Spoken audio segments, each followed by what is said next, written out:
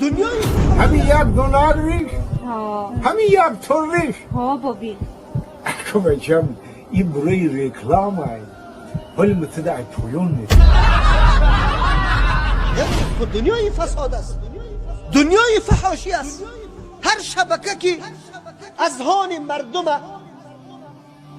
تغییر بده، منحرف بسازه، از آخرت غافل بسازه، یا را به فحاشی و عیاشی، به مادیات پرستی و عیش پرستی دنیا تشویق میکنه مردم. امو شبکه خندانیدن دو قسم است. یکی خندانیدن در داخل چوکات سخنی را بگویی که از شریعت، از حدود شریعت نمیبرایه، خب کسی از سخن تو خوش میشه، این جایز است.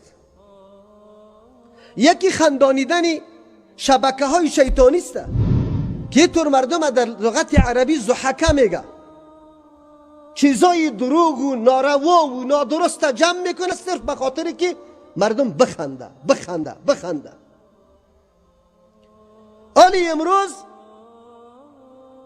این دنیا ده حد رسیده که مردمای رشید و عاقل و با ثبات وجود نداره دور از مسلمانای واقعی و متدین و باهوش و با عقل. امو شبکه زیاد تعقیب میشه، بیننده زیاد داره که امی کارا را نشر میکنه. امروز خود دنیای فساد است، دنیای فحاشی است. هر شبکه که اذهان مردم تغییر بده، منحرف بسازه، از آخرت غافل بسازه، یا را به فحاشی و عیاشی، به مادیات پرستی و عیش پرستی دنیا تشویق میکنه مردم. امو شبکه ها را دوست داره. خود در روز قیامت هم المرء مع من احبه، شخص همراه کسی حشر میشه که قطعی از او محبت داره.